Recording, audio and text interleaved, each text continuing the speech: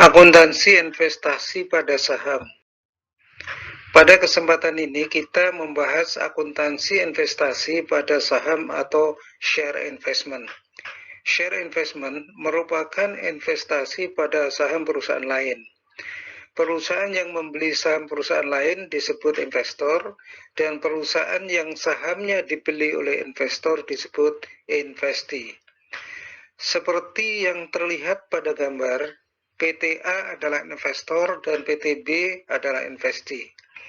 Akuntansi atas investasi pada saham perusahaan lain tergantung pada seberapa besar investor memiliki pengaruh pada operasi dan keuangan investee. Untuk menilai seberapa besar pengaruh investor pada investee, ada beberapa aspek yang harus dilihat sebagai berikut. Hal-hal yang harus diperhatikan dalam menilai seberapa besar pengaruh investor terhadap operasi dan keuangan investee adalah: pertama, apakah investor memiliki perwakilan di Dewan Komisaris Investee? Yang kedua, apakah investor berpartisipasi dalam proses pembuatan kebijakan investee? Yang ketiga, apakah ada transaksi yang material antara investor dengan investee? Yang keempat, apakah saham biasa investee yang dimiliki oleh pemegang saham lainnya terkonsentrasi atau tidak? Jika pemegang saham lainnya terkonsentrasi, mereka dapat mengurangi kemampuan investor mempengaruhi operasi dan keuangan investee. Perlu judgement investor untuk menilai adanya pengaruh ke investee. Tingkat pengaruh yang dimiliki investor mempengaruhi metode akuntansi yang diterapkan. Berikut ini diikhtisarkan tingkat pengaruh investor terhadap investee dan metode pencatatan yang digunakan. Persentase kepemilikan saham investee dianggap berhubungan dengan seberapa besar pengaruh investor terhadap operasional dan keuangan investee dan penetapan metode akuntansi yang sesuai dalam mencatat investasi. Badan Penetap Standar Akuntansi di Amerika memberikan pedoman untuk keseragaman penerapan, yaitu untuk kepemilikan kurang dari 20% saham investee, kepemilikan 20% sampai dengan 50% saham investee, serta kepemilikan lebih dari 50% saham investee.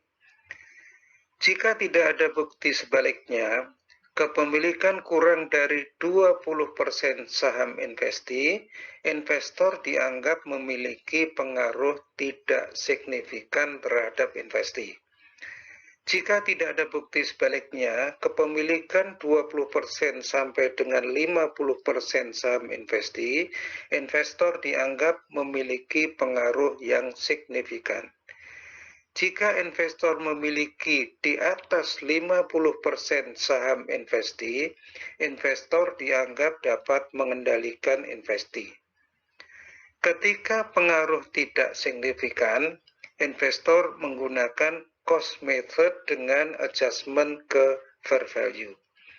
Jika memiliki pengaruh signifikan, investor menggunakan equity method.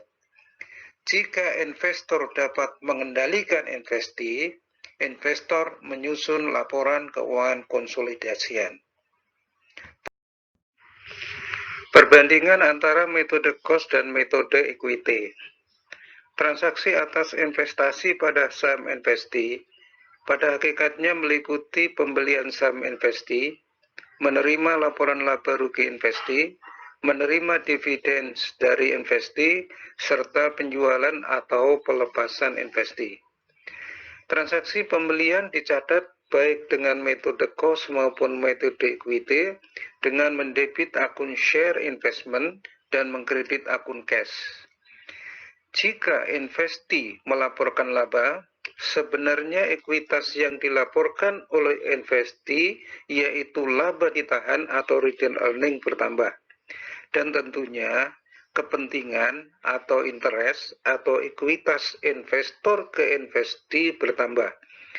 Namun, metode cost tidak mencatat penambahan kepentingan atau hak investor pada investasi.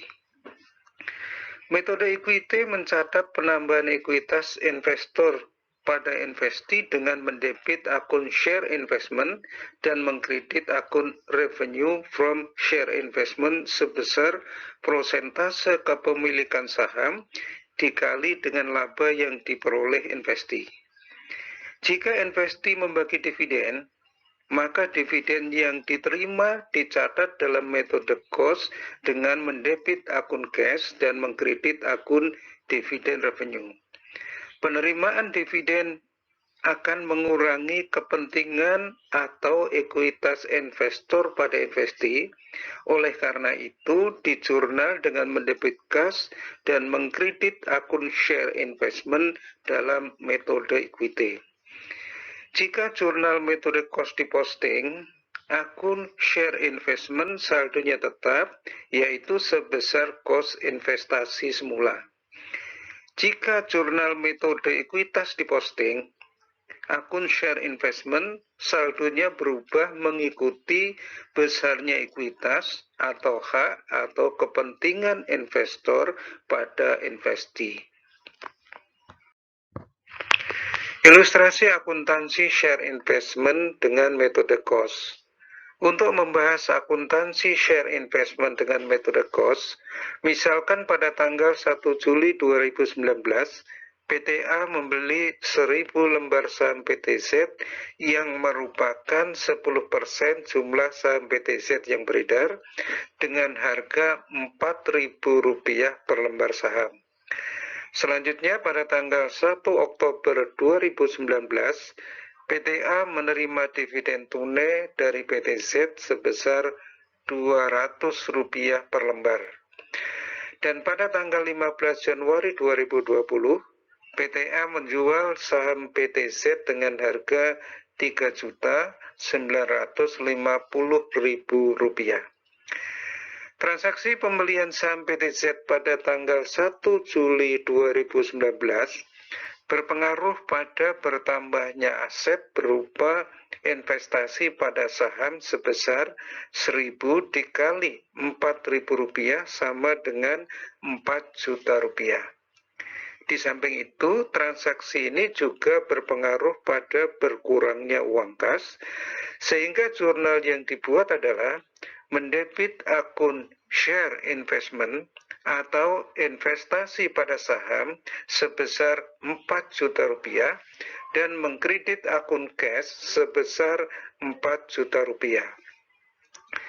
Pada tanggal 1 Oktober 2019, PTA menerima dividen tunai dan uang yang diterima PTA sebesar 1.000 dikali 200 sama dengan Rp200.000. Pengaruh transaksi ini adalah uang kas bertambah Rp200.000 dan timbul pendapatan dividen sebesar Rp200.000, sehingga jurnal yang dibuat adalah mendebit akun cash Rp200.000 dan mengkredit akun dividen revenue atau pendapatan dividen sebesar Rp200.000. Pada transaksi penjualan investasi pada tanggal 15 Januari 2020, PTA menerima uang Rp3.950.000. Menurut catatan, investasi ini harga perolehannya atau kosnya Rp4 juta, sehingga menderita kerugian sebesar Rp50.000. Jurnal yang dibuat adalah mendebit akun cash Rp3.950.000, mendebit akun kerugian penjualan investasi pada saham atau loss on sale of share investment sebesar Rp50.000 serta mengkredit akun investasi pada saham atau share investment sebesar Rp4 juta. Selanjutnya, jurnal ini diposting ke buku besar. Ilustrasi akuntansi share investment dengan metode equity. Untuk mengilustrasikan akuntansi share investment dengan metode equity, misalkan pada tanggal 1 Januari 2019, PTA membeli 30% saham biasa PTX dengan harga 120 juta rupiah. Kemudian PTX melaporkan laba tahun 2019 sebesar 10 juta rupiah dan selanjutnya PTX membagi dividen yang totalnya sebesar 4 juta rupiah. Transaksi pembelian 30% saham biasa PTX dengan harga 120 juta rupiah berpengaruh pada bertambahnya investasi pada saham dan berkurangnya uang kas.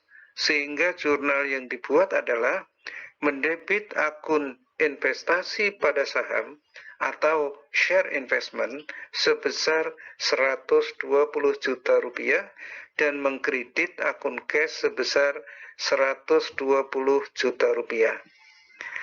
Ketika PTX melaporkan laba tahun 2019 sebesar 10 juta rupiah, maka ekuitas yang dilaporkan PTX bertambah, sehingga kepentingan PTA pada PTX juga bertambah, sehingga dicatat dengan jurnal yang mendebit akun investasi pada saham atau share investment dan mengkredit akun revenue from share investment sebesar 30% dikali 10 juta sama dengan 3 juta rupiah. Ketika PTA menerima dividen dari PTX, jurnal yang dibuat adalah mendebit akun cash sebesar 30% dikali dengan 4 juta rupiah sama dengan 1.200.000 rupiah. Di samping itu, ekuitas PTX juga berkurang dan kepentingan PTA pada PTX juga berkurang sehingga PTA mengkredit akun investasi pada saham atau share investment sebesar 1.200.000 rupiah.